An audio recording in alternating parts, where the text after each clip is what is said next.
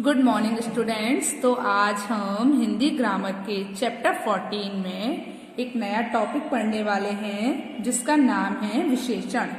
क्या है? विशेषण। और विशेषण को हम अंग्रेजी में क्या बोलते हैं बच्चों? एडजेक्टिव। विशेषण को हम अंग्रेजी में क्या बोलते हैं? एडजेक्टिव।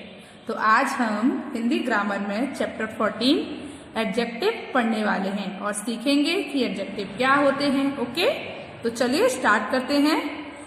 जो शब्द संज्ञा और सर्वनाम की विशेषता बताते हैं, वे शब्द जो संज्ञा और सर्वनाम की विशेषता बताते हैं, उन शब्दों को विशेषण कहते हैं। उन शब्दों को क्या कहते हैं बच्चों? विशेषण कहते हैं।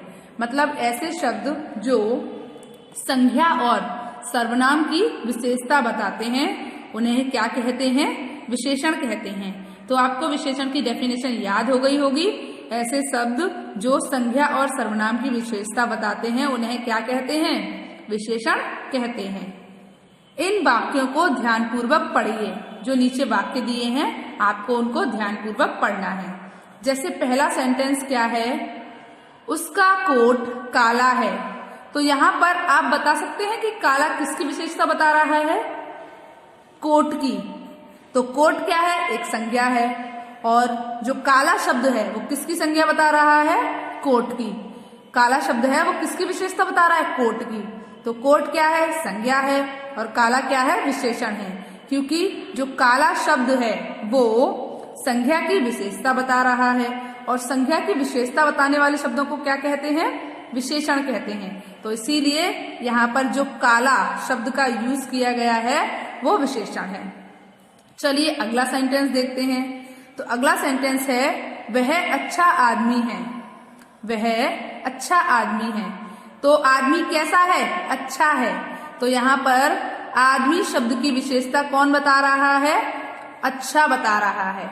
इसीलिए अच्छा शब्द क्या है? विशेषण है। क्योंकि वो किसकी विशेषता बता रहा है? संज्ञा की विशेषता बता रहा है। आदमी क्या है? एक संज्ञा है। और संज्ञा की विशेषता कौन सा शब्द बता रहा है? अच्छा। तो वो क्या हुआ? विशेषण हुआ। चलिए अब अपना अगला सेंटेंस देखिए। मुझे थोड़ा पानी दो। मुझे कितना पानी दो? थोड़ा। तो हम ये किसकी विशेषता बता रहा है? पानी की। कि हमें कितना पानी चाहिए? थोड़ा पानी चाहिए। ठीक है। तो यहाँ पर पानी क्या है? संज्ञा है। और संज्ञा की विशेषता कौन बता रहा है? थोड़ा। तो थोड़ा क्या हुआ बच्चों? विशेषण। समझ आया? चलिए अगला सेंटेंस देखिए। अगला वाक्य जो है उसमें सेंटेंस क्या लिखा हुआ है देखिए। यह बालक चतुर है। तो बालक कैसा है? चतुर है। बालक कैसा है? चतुर है। तो बालक की विशेषता कौन सा शब्द बता रहा है? चतुर। तो चतुर क्या हुआ? विशेषण। अब ये शब्द विशेषण क्यों हुए?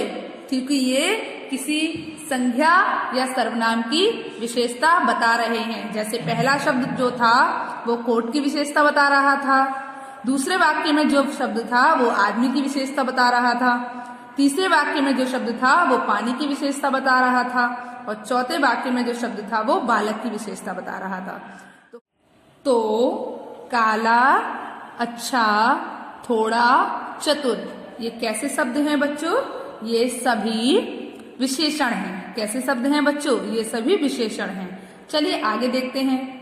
इन वाक्यों में रंगीन लिखे गए शब्द विभिन्न संज्ञाओं कोट, आदमी, पानी, बालक की विशेषता बता रहे थे। अंततः ये विशेषण हैं क्योंकि ये संज्ञाओं की विशेषता बता रहे थे। तो विशेषण जिन शब्दों की विशेषता बताता है उन शब्दों को विशेष्य कहते हैं। मतलब जिन शब्दों की विशेषता बता रहा होता है उन शब्दों को क्या कहते हैं? विशेष्य कहते हैं। जैसे आपने पहला सेंटेंस देखा था कि उसका कोट काला है। तो यहाँ पे काला क्या था? विशेषण। और वो किसकी विशेषता बता रहा था? कोट की। तो कोट क्या हुआ बच्चों? विशेष्य हुआ। चलिए आगे देखते हैं। तो विशेषण जिन शब्दों की विशेषता बताता है उन शब्दों को विशेष्य कहते हैं। तो यहाँ देख सकते हैं आप कुछ विशेषण लिखे हुए हैं और वो जिन शब्दों की विशेषता बता रहे हैं वो विशेष्य हैं। जैसे कि काला विशेषण है और कोट विशेष्य है। अच्छा विशेषण है और आदमी विशेष्य है। थोड़ा विशेषण है और पानी विशेष्य है, चतुर विशेषण है और बालक विशेष्य है। तो आप बोल सकते हो संज्ञा और सर्वनाम शब्दों की विशेषता बताते हैं, तो वे शब्द क्या कहलाएंगे? विशेष्य कहलाएंगे। जैसे कि आपने फर्स्ट सेंटेंस देखा था, तो उसमें काला कोट, तो जो काला शब्द था वो कोट की विशेषता बता रहा था, इसीलिए कोट क्या है? विशेष्य है। ओके, चलिए अब आगे चलते हैं। आगे क्या है देखिए, विशेषण के प्रकार। अब क्या पढ़ने वाले हैं हम? अब हम पढ़ने वाले हैं विशेषण के प्रकार कि विशेषण कितने प्रकार के होते हैं। चलिए देखते हैं। विशेषण 5 प्रकार के होते हैं: गुणवाचक विशेषण, परिमाणवाचक विशेषण, संख्यावाचक विशेषण, सार्वनामिक विशेषण, व्यक्तिवाचक विशेषण। बताइए बच्चों, विशेषण कितने प्रकार के होते हैं? विशेषण 5 प्रकार के होते हैं: गुणवाचक विशेषण, परिमाणवाचक विशेषण, संख्यावाचक विशेषण, सार्वनामिक विशेषण, व्यक्तिवाचक विशेषण। एक बार फिर से बोलती हूँ, फिर से बताइएगा। विशेषण कितने प्रकार के होते हैं? विशेषण 5 प्रकार के होते हैं। कौन कौन से? गुणवाचक विशेषण, परिमाणवाचक विशेषण, संख्यावाचक विशेषण, सार्वनामिक विशेषण और व्यक्तिवाचक विशेषण। तो सबसे पहले कौन सा विशेषण आता है? गुणवाचक विशेषण। तो चलिए अब हम गुणवाचक विशेषण पढ़ना स्टार्ट करते हैं। देखिए, नाम में ही पता चल रहा है गुणवाचक विशेषण, मतलब जो गुण बता रहा है किसी चीज के। क्या बता रहा है? गुण, दोष, रंग, ये सब बता रहा है। वो कौन सा विशेषण हुआ बच्चों? गुणवाचक विशेषण हुआ। चलिए पढ़ते हैं। जो शब्द किसी संज्ञा या सर्वनाम के गुण, दोष, रंग, आकार और दशा का बोध कराते हैं, उन्हें गुणवाचक विशेषण कहते हैं।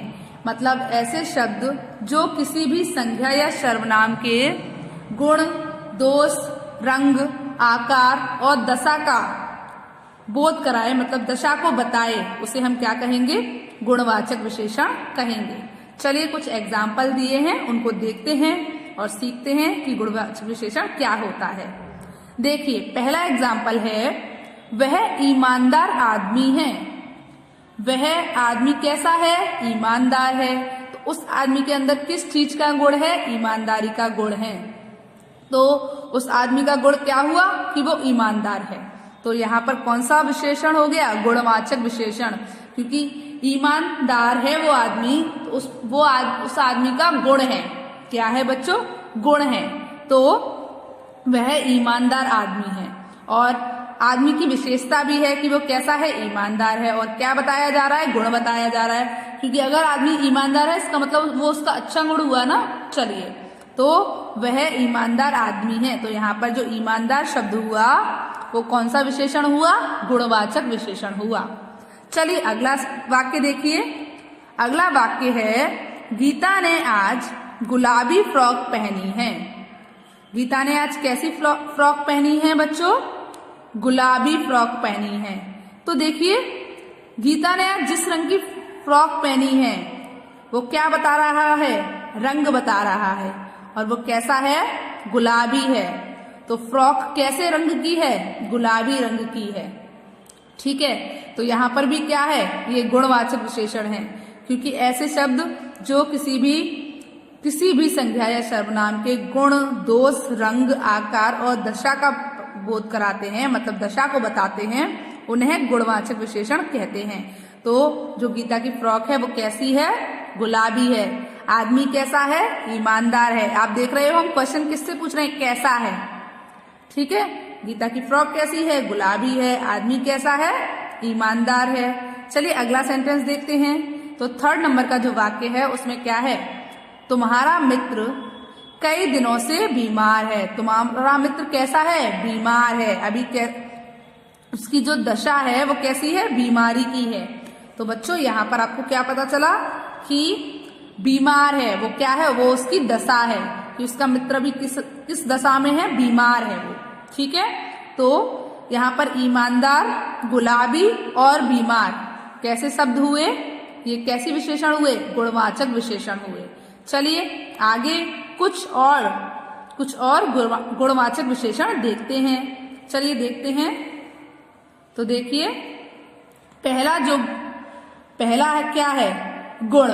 तो गुण कौन से होते हैं? अच्छा, सच्चा, ईमानदार, धैर्यशाली, परिश्रमी, चतुर। ये सब क्या होते हैं? ये किसी भी व्यक्ति के अंदर के गुण होते हैं।